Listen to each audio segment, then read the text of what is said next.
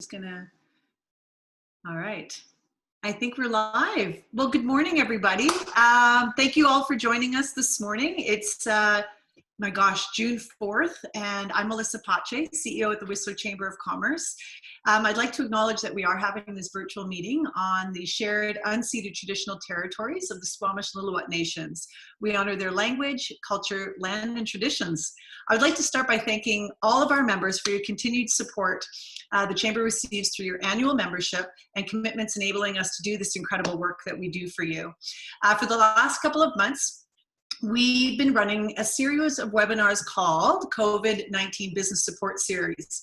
Now that we're starting towards a multi-phase restart plan, it's vital that our support shifts towards reopening so your businesses can bridge towards a better recovery. So to help guide you in this next phase, we're hosting a COVID-19 Business Reopening Series. And this is offering expertise on mental health, strategy, adaptability, safe reopening, and more. So no business network is bigger and broader than our Chamber network. For this webinar, we'll be joined by Ian Faris. He's the Senior Vice President, Chamber Network Relations and Advocacy at the Canadian Chamber of Commerce, who will tell us more about the tools available to support your businesses through the reopening phase and beyond.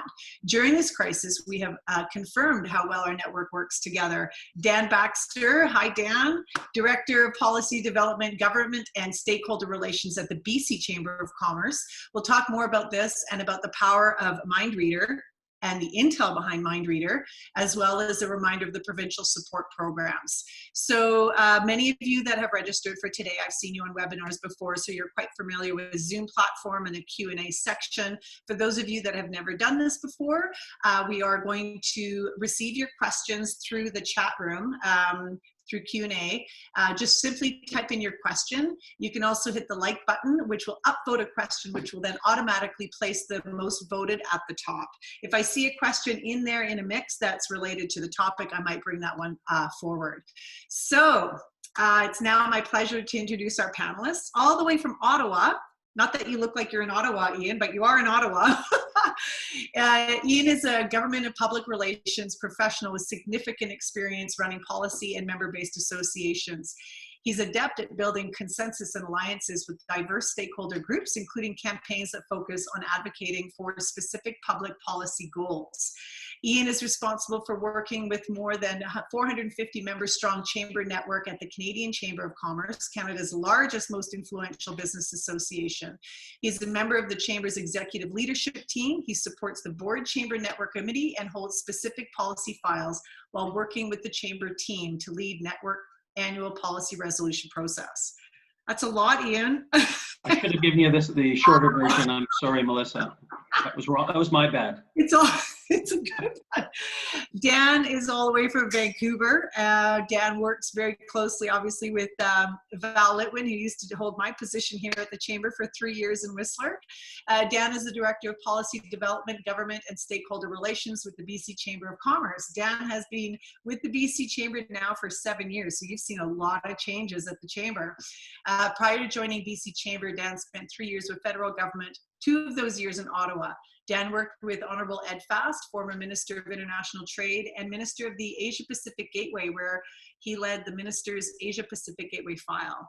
This is big policy, advocacy, stakeholder engagement. This is a big conversation and one that is so important to our members right now. And I'm just so grateful to have both of you join us today for the next hour to talk about really what is our chamber network doing and what are we going to do moving forward. So with that in mind, we're going to hear from Ian first. We've got a few slides that are going to come through, and then we're going to hear from Dan. So on a Canadian side and then the BC side. So Ian, take it away.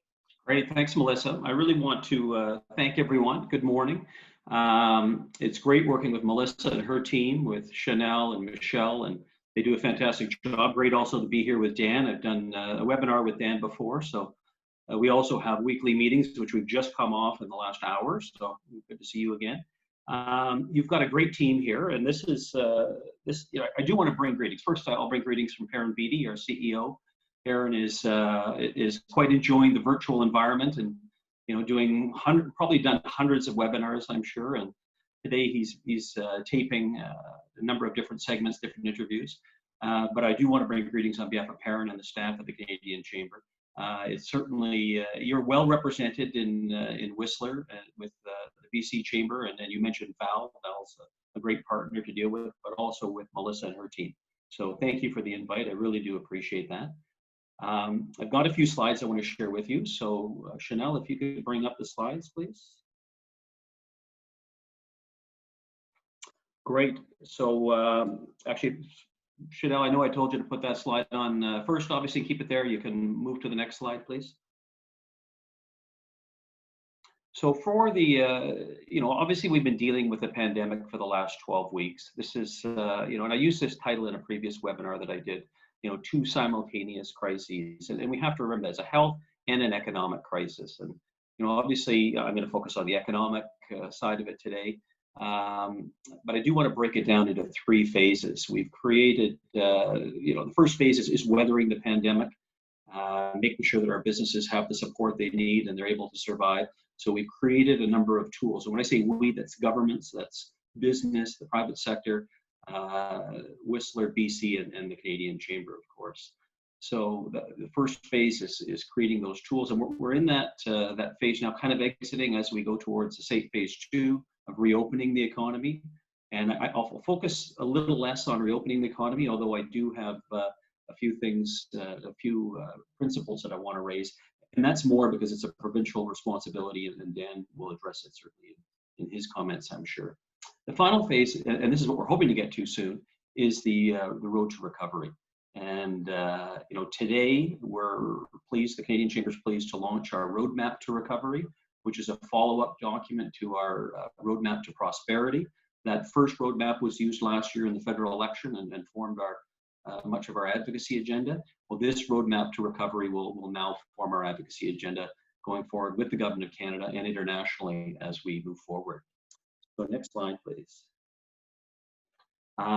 Here, I want to start with talking a bit about the Government of Canada tools that they've come up with. And of course, this is a bit of alphabet soup, the first section, all these different programs. And I understand, Melissa tells me, gave me some numbers on businesses that have actually taken part from the Whistler Chamber, that is, that have taken part in these programs. So it's good that businesses are accessing them.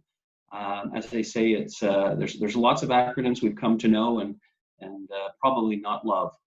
I'm willing to get into that in the Q&A section a little more. From an industry sector perspective, the government have put forward a number of different programs targeting agriculture, energy, fish and seafood processing, tourism, which I know is important to this membership, particularly through the regional relief and recovery fund, the Western Diversification have control of, and the other 5 agencies across the country.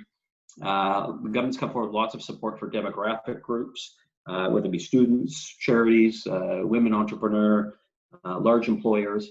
Today they made another announcement for seniors, so lots of support targeted at various demographic groups. And then finally, there's the indirect support measures, and a lot of those are around taxation, deferral of tax deadlines, things like that, GST remittances. Chanel, you had it. Go to the next slide. That's great. But I do want to talk about some of the things that the Canadian Chamber have done. And what we've done is we've talked about, the need to create tools, and we reacted fairly quickly, I think, in trying to put forward a number of measures, and we put them under one umbrella, and it's called the Canadian Business Resilience Network. And this is a network that's made up of and you heard Melissa talk about it in terms of my biography, 450 chambers of commerce, and boards of trade, plus over 100 other business associations. And that, as of today, will hit 575 members of the CBRN, as we call it. It's about adding tools. It's about providing resources to business. We started off and we continue to have weekly calls. Until this week, we've now moved to a bi-weekly call of this network, where we're putting forward various experts to help us better understand the government programs and issues that companies are facing in various sectors of the economy. We're working closely with government, and that they're looking to us to ensure that this is the right kind of resource. They're a big supporter of this project, and are looking to make sure that we're properly translating the government message. And I'm not talking about propaganda, but just the nuts and bolts of the message to the the business community. Very much focused on small business. And another element is we're trying to aggregate a lot of the data that individual chambers and associations have put together. So a lot of their toolkits, reopening guides. There's a section on the website, excuse me, and it's cbrn.ca is the easiest way to get to the website, even though it's got a much longer URL.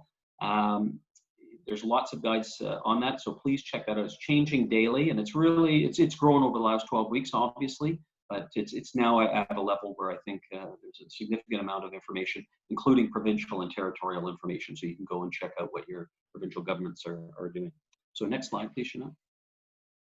Underneath the CBRN, one of the first projects that we put forward was a business resilience service. And this started probably about 10, 11 days ago. We launched this, and this is a partnership with the government again, but also with EY Canada and a number of the accounting companies across Canada and Imagine Canada.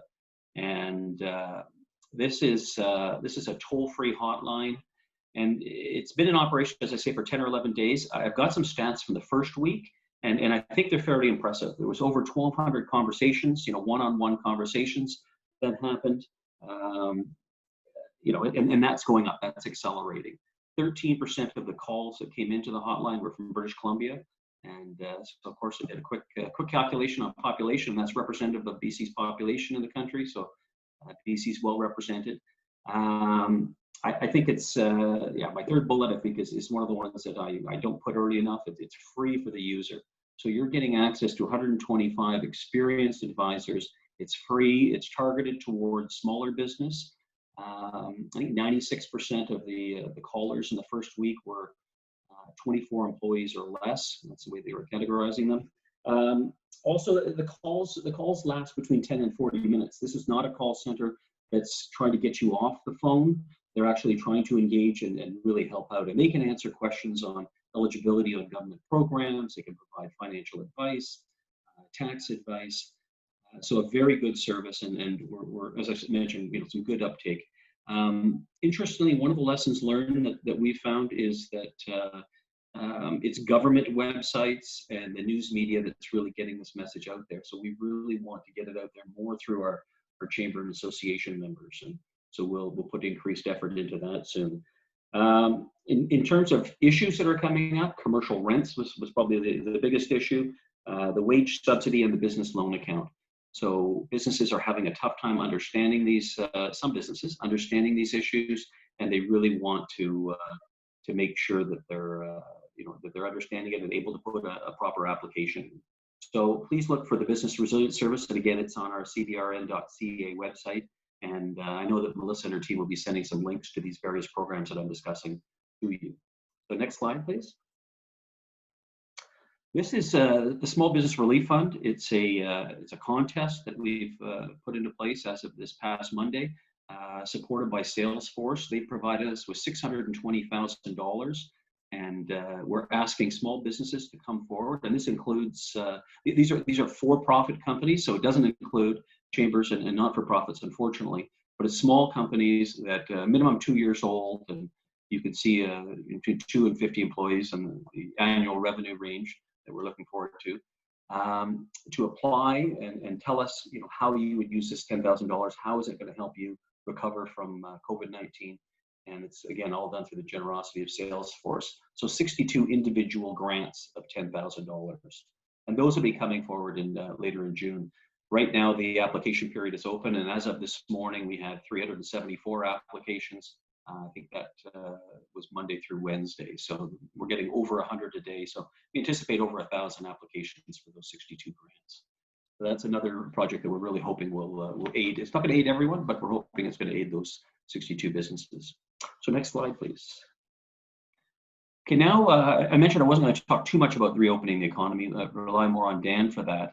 But here's 5 criteria that we provided to governments. This is primarily to the government of Canada, which doesn't have a large role in reopening of the individual regional economies. But we wanted to ensure that these principles were put forward.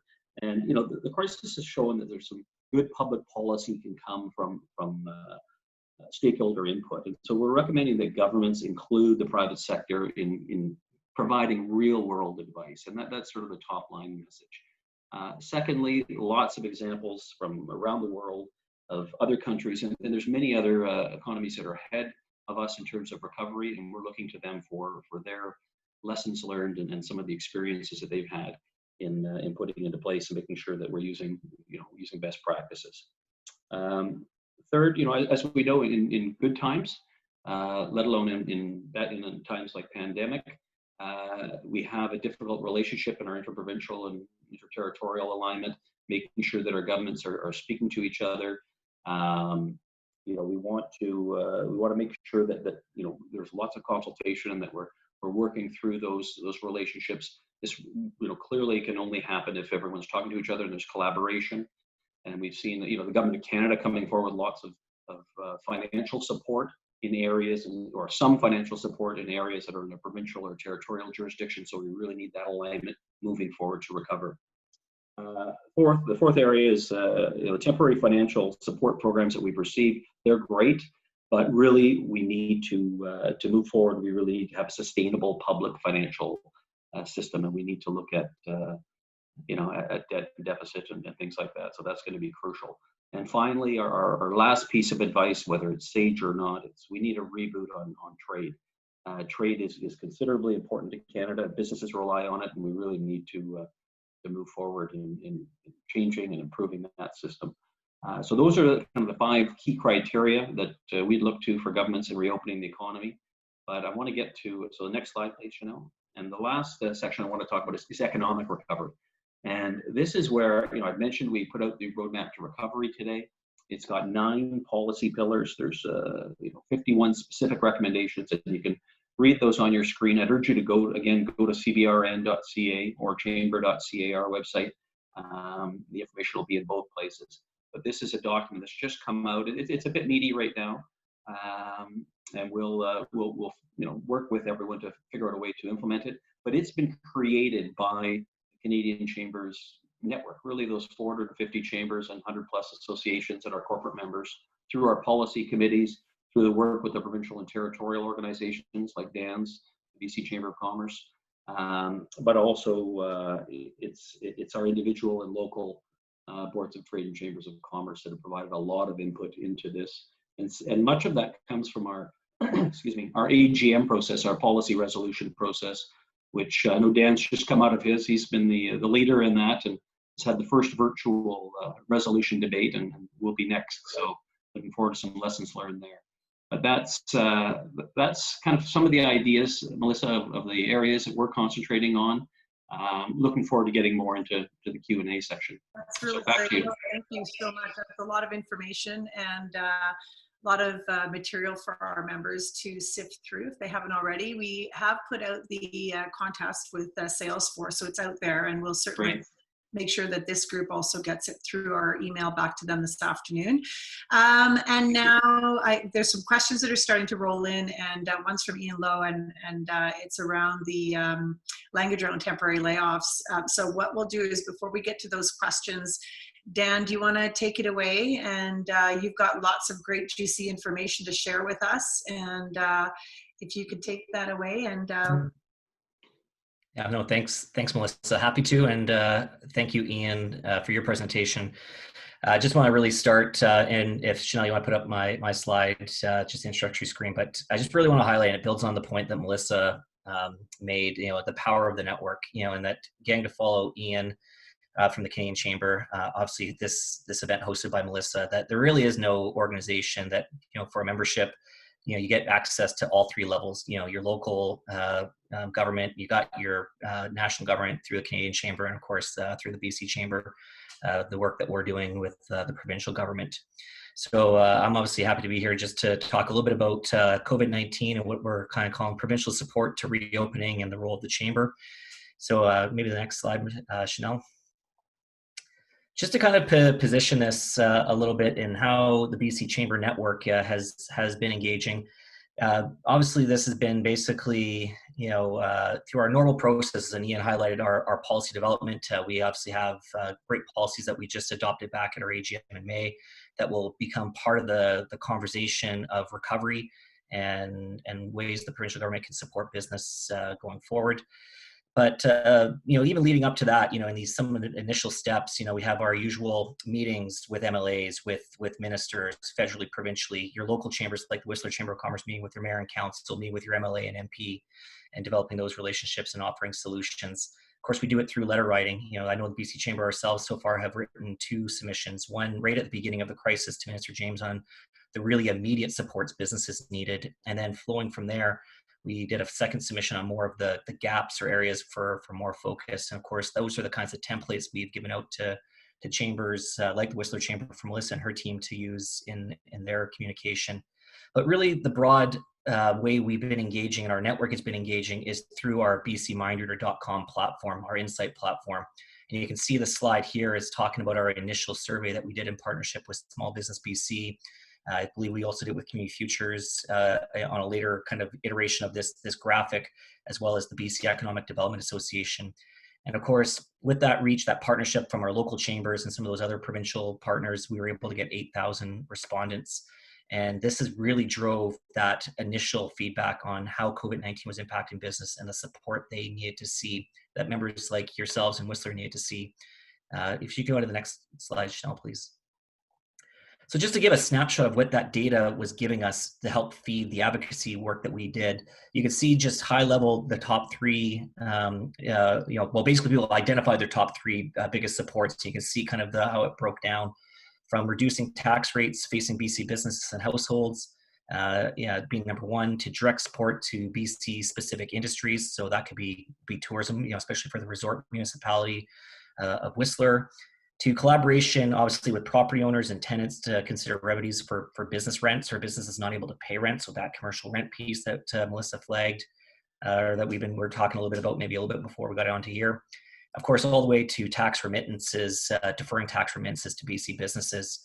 So from there, I think what we could see and what we did see, if you go to the next slide, to Chanel, is the government created the BC COVID-19 action plan. This was their first step in support. It was a $5 billion plan, broken down roughly about $2.8 billion to support people and the services we needed to weather the crisis, as well as $2.2 billion to support businesses, obviously in the immediacy of the crisis. And then of course, the government was starting to always have that vision forward to eventual recovery post-outbreak, which is where we are right now.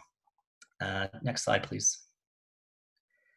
And just to really quickly go over some of the financial supports, and I'm sure most of you probably know what these supports are, and if not, I'm happy to obviously answer any more questions in the Q&A. But so I'll just quickly touch on a few of these. But the big thing that we had in terms of our advocacy and our initial responses to government was deferring of taxes. That was something we heard from the members. It was a quick way, an easy way to make sure that money was staying in the pockets of business. So the government gave deferrals to September 30th on a suite of taxes, from the employer's health tax to the provincial sales tax, the motor fuels taxes, tobacco tax, municipal and regional district tax, and carbon tax. Next slide, Chanel. And of course, deferral, at the end of the day is good, but those are more loans than anything else, a version of loans. What we were particularly happy to see, hearing back that property tax is a big issue for a lot of members, and the levers that provincial government had, at least on property tax, was the school tax that they collect. And then, they offered basically, and this number actually needs to be tweaked, they've offered a little bit more support since the initial cut of 50% or $500 million to our light and major industrial property classes and commercial classes. So that's great support to the property owner paying the tax, and of course for those commercial tenants who are in triple net leases, a way for that kind of support to flow directly to tenants through their triple net leases. Of course, the provincial government also rethought some. You might remember back in Budget 2020, back in February, which is a lifetime ago now, the government was looking to add taxes onto e-commerce, onto sweetened beverages. And the government postponed those increases, and we'll review in September 30th. As well as they took a good course to pause the carbon tax increase that was going to go forward April 1st. So the carbon tax hasn't gone up. So again, that's not a cost being added onto business. And of course, the province, as I mentioned, dedicated $1.5 billion for economic recovery to this point right now, as we start to transition from immediate crisis now to how do we reopen our businesses. Next slide, please, Chanel. I just wanted to touch on this really quickly because obviously it's not just about supporting our business members. We know many of you also want to support your employees. And so just to highlight a couple of the provincial supports for employees, there's the BC Emergency Benefit for workers that provides a $1,000 one-time payment for people who lost their income. There's going to be one-time enhancements to the Climate Action Tax Credit this July for moderate and low-income families, as well as support for renters and landlords, whether it's a temporary rental supplement, halting evictions, freeze on rents. And of course, that rental supplement through BC Housing is a $500 one-time payment that helps tenants pay their rent. So it's a direct payment to the landlord on behalf of the tenant. Next slide, please. And then, of course, you can't have a conversation about government if we're not talking about Crown Corps. Just a few of the ways that ICBC, BC Hydro are supporting. Of course, Forge BC isn't a Crown Corp, just to appreciate that one. But they are obviously also offering some payments, waiving late payment fees, and they're not going to potentially charge any disconnection fees or other things like that. Obviously, offering flexible payment plans. And then, of course, WorkSafe BC for all of us who have to obviously pay into WorkSafe on behalf of our employees. There's deferment of payment for the Q1 2020 payments for 3 months as well. Next slide, please, Chanel. So that was all basically to get us through the immediate crisis that was COVID-19, to help business stay in business, to deal with some of the lost revenue they were dealing with, the fact that they had to maybe temporarily close their business. But it was all leading up, hopefully, to this point where we are here, thank goodness, to a point where now we're talking about restarting. And so for us at the BC Chamber, working with the Whistler Chamber of Commerce, that dialogue through the BC MindReader platform now takes on a whole new level of importance. If you want to go to the next slide, Chanel. So, this is obviously didn't quite, it's a little bit bigger than I thought, but just want to give a sense of where we are. So we are doing a 4-phased restart. Phase 1 was the essential services. I didn't include that.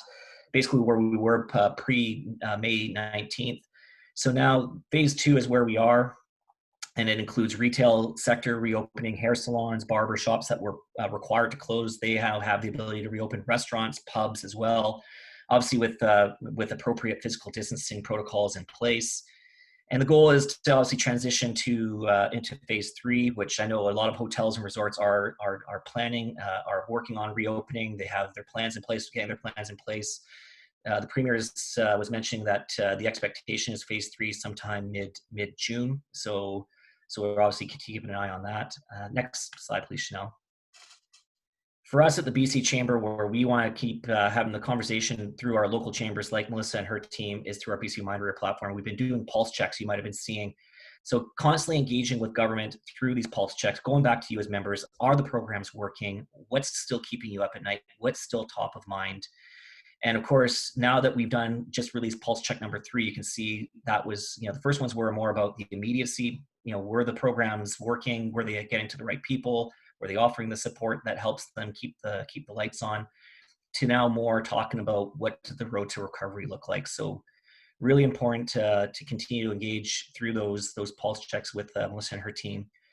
We at the BC Chamber, and I'll share a few of the slides around provincial data, but of course Melissa and her team have the pulse of Whistler and the data specific to Whistler and the region, so she can help to share a little bit more on kind of what you're hearing or what she's hearing from your region.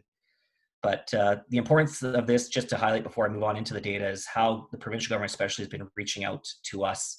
That these pulse checks barely close, and we already have civil servants in jobs, economic development, and competition asking us, begging us for the data. They need to get it in real time because they're using this to make decisions. So it's very important to actually feed in if you can and be part of these conversations, because government is looking to this data. Chanel, if you want to go to the next slide. So just to really highlight these next 4 slides, this is more just a wrap of kind of how COVID-19 has impacted. You can see obviously direct sale volumes are still hit very hard. That's the biggest impact. Layoff of employees actually has increased a little bit over the pulse checks. Closures, you saw closed temporarily, from Pulse 1 to Pulse 2 increase, but now it's starting to come down, which makes sense because we're starting to move into the recovery. Just some interesting things around deferred or canceled marketing projects, canceled contracts or tenders. You see those numbers kind of slightly upticking, which really makes sense because in some of the next graphs we're going to see is obviously cash flow is still a very big concern for a lot of businesses in BC. If you want to move to the next slide, Chanel. So that just goes into where businesses are seeing the challenges to restarting. And this, I don't know if it's reflecting, but going back as I was highlighting, well, the first one obviously is attracting customers back and getting revenue back. A lot of that has to do with, the idea is, what we're hoping is people want to come back, but maybe there's concern that they might not want to come back because of feelings of safety, of potentially contracting the virus. So obviously that is a big concern for our members. Having enough cash flow for other expenses, going back into how they're delaying contracts and other expenses to conserve cash flow. Bringing staff back to the workplace is number 3 at 39%. And that's an interesting one because this now I think branches into a conversation around CERB and some of those other federal supports. And now that businesses are starting to reopen, but potentially it's been a challenge now getting employees back into the workforce because CERB's there, and it might be financially more beneficial just to stay on CERB as long as that's there versus going back to the workplace. Of course, having enough operating cash to implement safety standards at 31%, nearly 1 in 3 businesses are basically going to be challenged, obviously, to implement some of those safety standards required by WorkSafe BC, if it's plexiglass or other PPE. And just government not allowing businesses to open yet, obviously, is the top 5 for that. Just real quick onto the next slide, Chanel. So just optimism generally around, which is obviously really great to see, is generally there's lots of optimism. 41% are optimistic about reopening and the reopening plan. Only 18% are pessimistic. Of course, 1 in 3 are there's no change. So that's in terms of a good place to be starting, that's not necessarily a bad place for us to be. But there are challenges, which is the next slide here, Chanel, if you can move forward. Is obviously reasons for reopening plans not being helpful. And this is what's going to, I think, drive. This is the kind of information that's going to drive the advocacy of the BC Chamber Network going forward. Hopefully for local chambers like Whistler, ourselves, definitely at the BC Chamber. But just going through the top 5, it's not clear enough or does not provide enough certainty. So we want to make sure we're working with WorkSafe BC to get that clarity out to you as business members. Working through our local chambers, and vice versa, feeding in any issues or concerns back into WorkSafe BC. Not stimulating enough customer demand.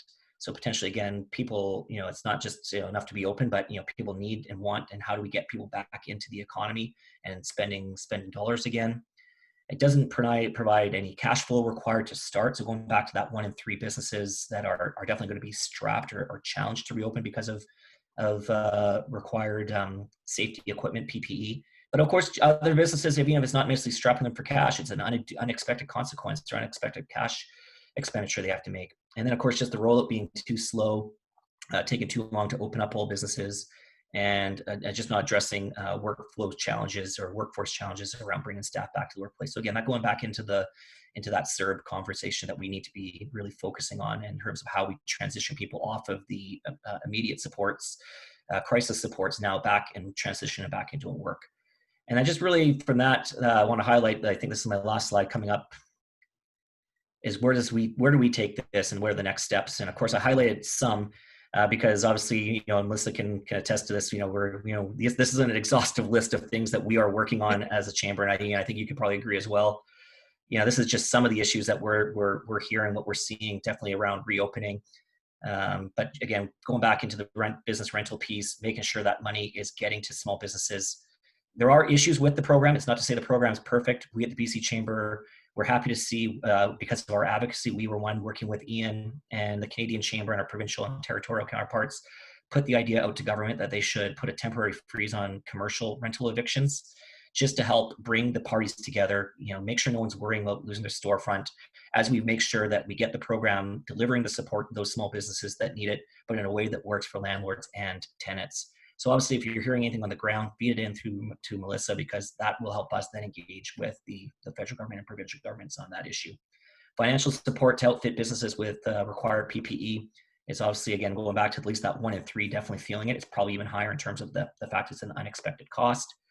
We're going to be doing a seminar with WorkSafe BC June 11th at 2 p.m. I think we'll be sharing that out through local chambers like Melissa, but I think the goal is also they want to do regional conversations. So Melissa, just as a heads up, might be an opportunity we can work with you to get you and your members plugged in to a direct conversation with WorkSafe BC. And then I just wanted to highlight real quick to wrap up into questions, and sorry if I've taken a little bit longer than probably my 10 minutes or so, just highlighting the fact that— No, that's okay. Oh, is it? Okay, thank you, Melissa. I just wanted to highlight again just some of the other issues, again dealing with cash flow, and we obviously we're really supportive of the government offering deferments. That was a great way to keep cash in the hands of business immediately, so they didn't have to be giving that money back to government, remitting it to government. But there are going to be some issues now that we are at the recovery phase, and because a deferral is at the end of the day, as I mentioned, just a loan. And something like the employer's health tax, where that's based on payroll. So if you were able to keep your business employees on payroll, maybe your hours were reduced, your revenues were reduced, but you were keeping your employees there thanks to the Canada Emergency Wage Subsidy.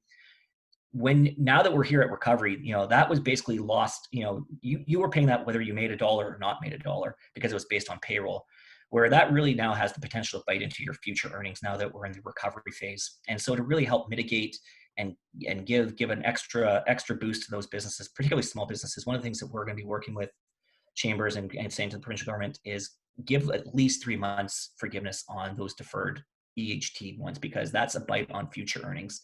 These are businesses who are now just getting their feet back under them. Let's really help make sure they can solidify their position, help them start to grow again.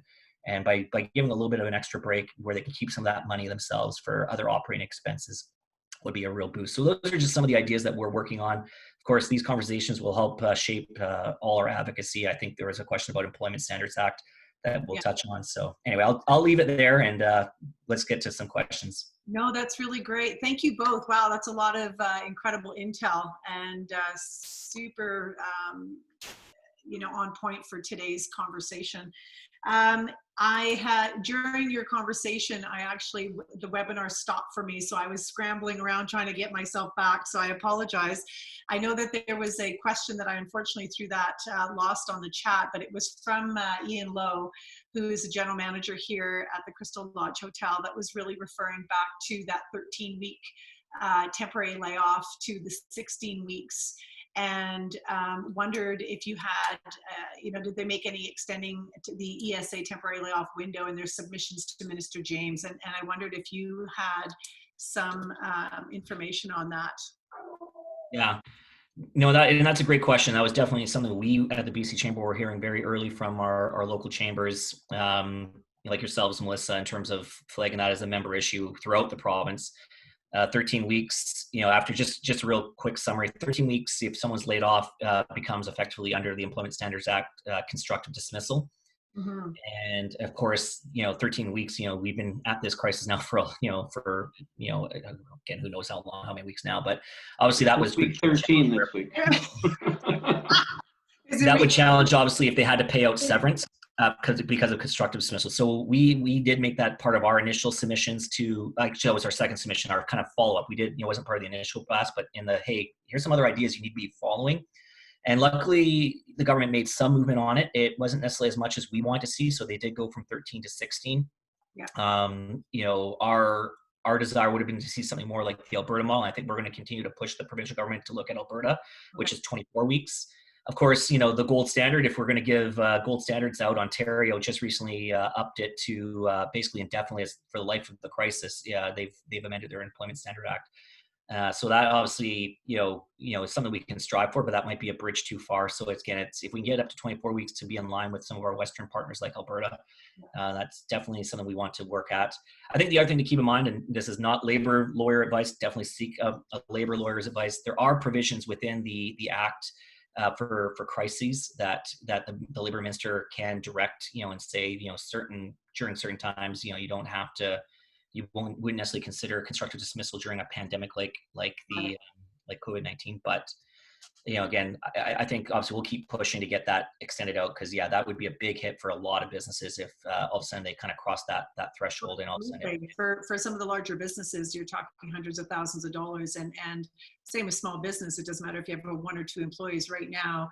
As you know from the pulse check surveys that we've all read, small business has 3 months of, some small businesses have 3 months of cash flow, which now they're coming into the end. Yeah. Ian, to bring you into this, it was interesting. The first time we met, actually the only time we've ever met in person, was in Ottawa. And I was there for the Tourism HR Canada's annual event. And I went to the Canadian Chamber and met you, and it was great. We talked about how labor was an issue, and we talked about temporary foreign workers, immigration. And then we find ourselves a week later, the start of COVID-19, and all of a sudden everybody's laid off. And so really different scenario that we're in. However, in saying that, speaking with one of your colleagues yesterday, Leah Nord, who's with Immigration and Temporary Foreign Workers, her and I talk all the time around policy work. And we are going to see very soon a labor deficit. And I'm wondering, do you know a lot about right now what's going on with the Canadian Chamber and how we're going to move forward with immigration and temporary foreign workers in the upcoming months as we hopefully lead into a further recovery? Well, certainly, yeah, it was great to meet you, Melissa. It was one of the last meetings that I had prior to person. In our office. Leah is fantastic. Leah is our senior director of workforce strategies, and she's working on a number of different issues, including immigration, as you talked about. I know that Perrin Beatty, our CEO, did a webinar with Marco Mendocino, the Minister of Immigration. That's coming out this week. If it's not already out, it's coming out. I have not yet watched it, so I've got to figure out our immigration strategy from that. So I don't have a lot to say, but clearly labor and talent issues. I come from, I think you might have mentioned, I come from the Ottawa Board of Trade. I ran the chamber the last 6 years. Talent was by far the number one issue. It just kept coming up and coming up. And yes, there seems to be in some areas, there's a surplus of labor availability, but there's a lot of deficits. And you mentioned that. Yeah. Time and again, and it's of course the proper match. So this is going to be a big focal point for us. We are working on a program, and Dan knows a bit about it, talent management or talent pipeline management. It's something that's in development right now, but we're hopeful in the next few weeks we'll be able to come as part of the recovery. It's crucial to economic recovery, so we're hopeful that we'll come out with something very soon. So I hate to say wait, but no, understood. Just recently, Dan, we had the BC Chamber of Commerce AGM and policy sessions, and two of the policies that we submitted were passed unanimously, and one was on the early childhood education and that interprovincial opportunity to have that interprovincial certification. It's interesting when we talk about labor, still in the newspaper today, the one of the only seeking empty positions is still ECE workers. So I know that that's part of what the BC Chamber is going to be moving forward. I'm also looking at, I know that the Canadian Chamber's also got that on your policy books. And the other one, of course, is the BC P&P program, which of course is all around immigration and bringing skilled labor into our community. So Dan, maybe you want to talk a little bit about once the policies have been accepted to help our community. We're preparing actually for the Canadian Chamber of Commerce AGM policy work in September, but we've just gone through the one with BC Chamber, and it was 7 hours of webinar. So can you explain very briefly about what then happens to those policies to support the community? For sure. Thanks, Melissa. Always happy to talk about our policy process. So for us, thank you obviously again to all some of your members, board members who participated in that. It was a marathon, but we got through it. Had to get a little bit of creative with our use of consent agenda to help, but which isn't normal for us, but these are obviously not normal times. And so, what will happen now is all the resolutions that are adopted become part of our policy and positions manual. And so we'll craft that up and basically going forward. So what we have is part of our new process now. You might recall from last year, we piloted it, but we do regional consultations with the deputy ministers and assistant deputy ministers with the provincial government. So we're still going to go ahead and do that this year. It will probably be virtual online versus in person like we did last year. And of course, a big focus of it will probably be around economic recovery and COVID-19. So I always said, obviously looking at what we passed, there's these last for 3 years on our books. So we don't necessarily want everything to be all about COVID-19 and down to every last detail about COVID-19, partly because it's changing so rapidly that we could pass a resolution today and it'll be out of date probably by the end of the week. Right. Let alone, it's, hopefully, again, call me the eternal optimist or just a believer in human ingenuity. We are going to have a vaccine, and so I think in the next 18 months that, by the time, 3 years comes around, those resolutions, we want to kind of be back into talking about some of the other issues that are keeping up our members at night. But with that being said, I think there is a lot of great stuff. Your ECE resolution is a great example of how we're going to be looking at what we passed and looking about how it can support economic recovery right now. From early childhood educators to childcare. We were just talking about that, Ian. I'm sure you want to jump in there as the Canadian Chamber on our policy call with the provincial and territorial chambers as well, talking about childcare and the important role that's going to play in helping to get people back to work, get the childcare options so they can go to work. But yeah, we'll be basically looking at all those from transportation infrastructure, how to get more trade enabling infrastructure going out the door quicker. Obviously it's great that we have community centers and other community infrastructure, supports, but, we want to make sure we're focused on the trade enabling stuff. Goes back into, I think, a little bit of what Ian was talking about with their economic recovery plan. So that's basically what we're going to be doing. We're going to, and then obviously what we want to make sure is we get these ideas that might have been, definitely burning here in BC, but they also have particular importance across the country. We're going to work with local chambers like yourself, Melissa, to Canadian chamberize it and get it to Ian and his team by June 30th. Yes, I know the deadline well. 26 days. So that's what I'm telling everyone.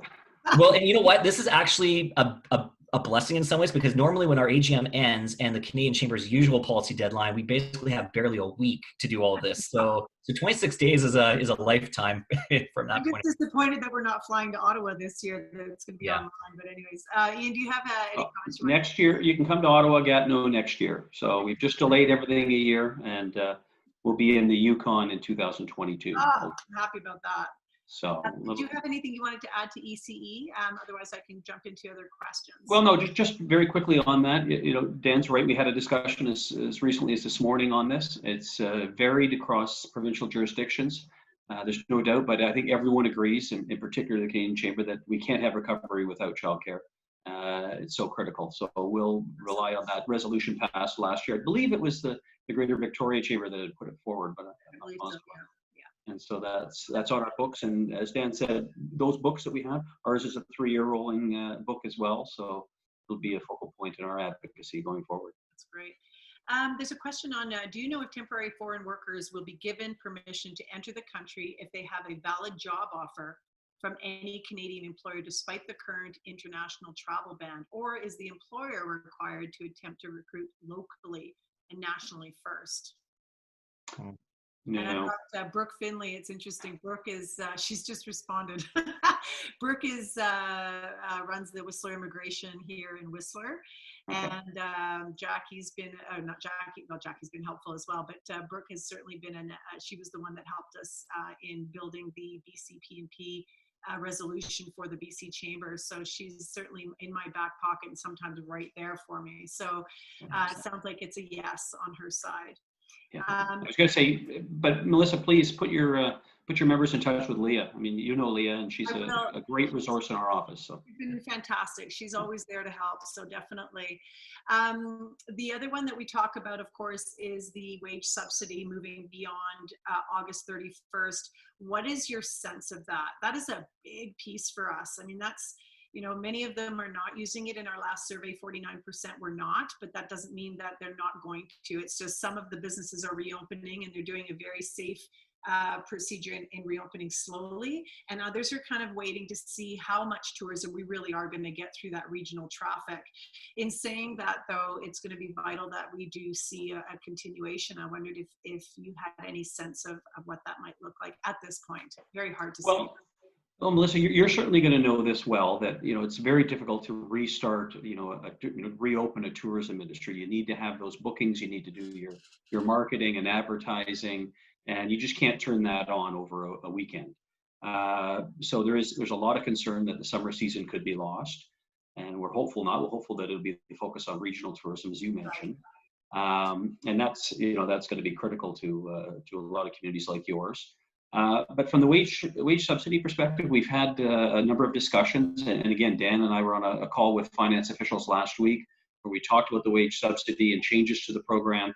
We've urged them to show some flexibility, almost some proration into it, so that if companies are starting to gain revenue back, but not at a sufficient enough level that perhaps they could take a smaller cut. Instead of a 75% wage subsidy, maybe they get half of that. Yeah, because that's the thing is that some, it's this balancing act of, well, I don't want to make too much money, because if I make too much money, then I won't make the wage subsidy, but it's better if I don't make the money, because that whole. And that goes into CERB as well. CERB program as well. Yeah. Absolutely. No, same thing. Sean Wells also, of course, the commercial rent subsidy and extension of seeing that extended. And from my understanding, from what I'm seeing from governments, it's the first time we've ever really seen them working together and communicating as well, as much as they can on certain issues. And I just hope that they can see that commercial rent subsidy also expand into, longer term. Any sense on that at all? Yeah, well, you might have a better inside track on that one, but similar to with the Canada Emergency Wage Subsidy, they, it got extended out. I would be surprised if we didn't see some sort of the rent assistance program get extended out as well.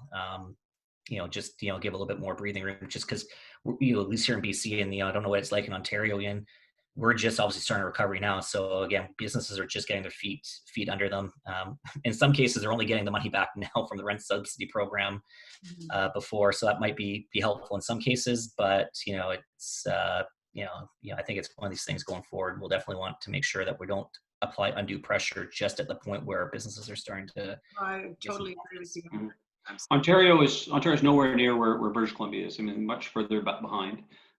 Particularly Toronto, lots of problems in Toronto. I think, you've seen pictures of Trinity Bellwoods Park, which I used to live a block away from. I feel kind of embarrassed with what people are doing, but it's tough. I just looking at one stat from our Business Resilience Service. Again, I told you we got 1 week's worth of data the very first week. 34% of businesses that called in talking about government support programs, we're talking about the rent relief. So, and that was second, well, that's probably the largest program they talked about. 45% were grouped into the rest of the government program. So that rent relief is going to be critical. It's, again, it's the federal government putting some financial resources into an area of provincial responsibility. So it's tricky, to say the least. You need to get 10 provinces and 3 territories on side. And that speaks a lot to, I think, to Deputy Prime Minister Freeland's ability to work with these provinces. But we're certainly hearing, like you're hearing, it's a problem, the program. It doesn't have as much take up. Yesterday, I was on a call with some restaurant industry folks, and they were saying, let's make it mandatory, and that's a tough one. It is. There's a question from Diana Chan, who's the chair of our board. Hello, Diana. What is the best action we can take as business community to support recovery efforts, support programs in the tourism area, balanced with health and reopening orders? So we have a number of support programs for this summer. However, the fall is a tough time for the resort community. I think we definitely answered a bit of that in the last little bit, but as you can see, it's a really, it's tough. I mean, the emotions are running really high, anxiety is running really high, and not a good feeling to sit back and wonder what's going to happen. So I'm sure that we can all say that, safely say that the more surveys that come out, I know we're inundated with it, but it's so important to fill out those surveys and make those phone calls and continue to let us know as a chamber what's going on in the community. That said, now, Melissa, I just want to make a point on that. One of the things I talked about was the international experience, and you're going to get a lot of jurisdictions that are going to have a lot of data points and stories, and so that's going to be important to follow that. But also to tap into these government programs, and if you're having trouble with them, let us know. Particularly that regional relief program with Western Diversification. Yeah, I know they announced specific money for the destination marketing organizations in Southern Ontario this week, and I don't know if that's followed through in other jurisdictions. And I think maybe just add on to that real quick, Melissa. We'll always look to you guys and your members who are on the ground. We'll work with our industry partners like the Tourism Industry Association of BC and Walt Judas and his team. I think the beauty of our network, because we represent every size of business, every sector of the economy. I like to use a bit of a football analogy. We're a bit of an offensive line in some ways, that we can kind of help push push the defensive line back and help the appropriate vertical, whether it's tourism or some other sector, hopefully get the ball into the end zone and score. So, we'll be there, but it might be some of these programs like CERB, like Canada Emergency Wage Subsidy, like rent assistance, where sectors are going to be particularly hit longer than other sectors, having something there so that nothing's cookie cutter, nothing should necessarily end right on day one and it's gone. We should be having some of these conversations about how some of these support programs are there for some of these other businesses to give them a little bit more time to adjust to this new normal. Absolutely. I think Dan's missing sports, like I am. So I know there's this. Yeah, I could see that in our home. Ian, I know we're running out of time, and I wish we had more time. There is a letter that was written for the industry leaders launch Canadian Tourism Roundtable, and I know the Canadian Chamber is a big part of that. Do you have some intel on that and what it means? We're going to be releasing that in our newsletter so that our chamber network sees what that looks like. Do you have any intel that you can share on that at this point? Well, nothing specific. I mean, it's a push of some of the major players in the industry, but it's really trying to say, and it's a lot of what I mentioned earlier. So Perrin Beatty, our CEO, is on that roundtable, and he's really pushing that. He's really concerned about losing that summer season. We need to act now. We need to act quickly, and we need to act decisively. Mm-hmm. So that's not intel, but some insight. Right. No, it's important, and I'll be sure to share that through our. It's either going to come out. It's going to come out tomorrow's business e-news that we send out on Fridays. So as we. I also, sorry to interrupt. I just want to mention I talked about our network calls, the Canada Business Resilience Network calls every week, Thursdays at I guess it'd be 11 a.m. Pacific time. Next week's call, so that's June 11th, will be on tourism. So it'll be very interesting to your members. I'll be so sure. Make sure you sign up for that one, please. Really important piece, absolutely. Thank you for that. So on a last note to close off, do either of you have any last comments that you'd like to share? Yeah, you know what, Melissa, I'm just kind of not that I've been meaning to be nosy in the Q&A room, but I've been there, and you're an anonymous person. This is why I love these calls. Yeah. Well, and I think it's a great point. Like, this is, I'm not trying to hold up that we have all the ideas or all the answers at the BC Chamber of Commerce. Really, we get our power and our strength from the network, like yourselves, like your members. So, as much as I think it'd be great to have some forgiveness on the debt so you don't have to worry about paying it back, in terms of once those deferrals start to come in, there has to be some sort of plan so it's not just, it's, September or August 1st, all of a sudden now you have to start paying, like, here's your lump sum bill, now pay us back. Like, there's got to be some ability, some program, some repayment structure for those businesses so that, we can support them. So those are the kinds of ideas, please keep feeding them into Melissa and her team so that she can feed them into myself and Val at the BC Chamber, to Ian and his team, so we can use that as part of our efforts to write government and give constructive ways to support businesses as we now transition to this next part of the process, which is recovery and getting these businesses back on their feet, getting them stable again, and hopefully getting them growing. Great, thank you, Dan. Ian? Well, I want to echo what Dan said. I mean, we need a lot of collaboration, continued collaboration, and keep coming with the ideas. It's incredible how many, and we've heard, from a number of members of businesses across Canada. It's incredible the number of times you hear, whether it's the same story or a rendition of a story, that it seems to be something that we can tackle fairly simply, and government's just not getting it right. There's other examples where they have got it right, so I certainly want to give government some credit.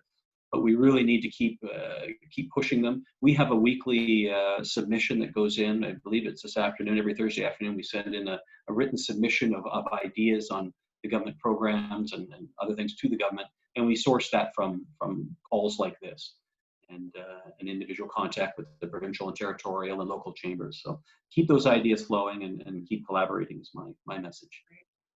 Well, in closing, I just want to say we are recording these webinars and loading them onto the Chamber's website, so anybody can go back to them anytime. And so that's at thewhistlerchamber.com. You'll also be able to find other webinars and helpful tools on the COVID-19 webpage.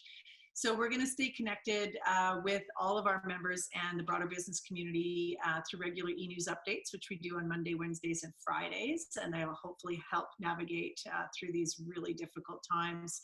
So thank you, Dan. Thank you, Ian. I really appreciate your time and that you've spent with us to prepare with this, and the time that you've spent here. And it's amazing how much more we start working together during this crisis, but I really appreciate the partnership that we have. Honestly, it's been fantastic. And it's interesting, Ian, that you and I met when we did. Yeah, that was helpful. So that was very helpful. So in that, I hope you both have a fantastic rest of your day. Thank you to the membership and the broader business community that joined us today. And stay tuned for more coming from your chamber. Until then, have a fantastic day. Thanks, Melissa. Thanks, Melissa. Everybody. Yeah, Thanks to your team.